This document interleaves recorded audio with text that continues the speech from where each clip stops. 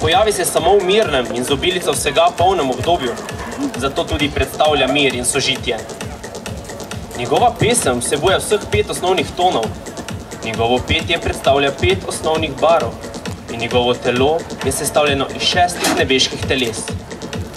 Tako glava predstavlja nebo, oči predstavljajo sonce, hrbet predstavlja mesec, krila veter, noge zemljo in rep planete. Sam prevod besede Feniks grškega izvora je temno rdeča oziroma škrlatna barva.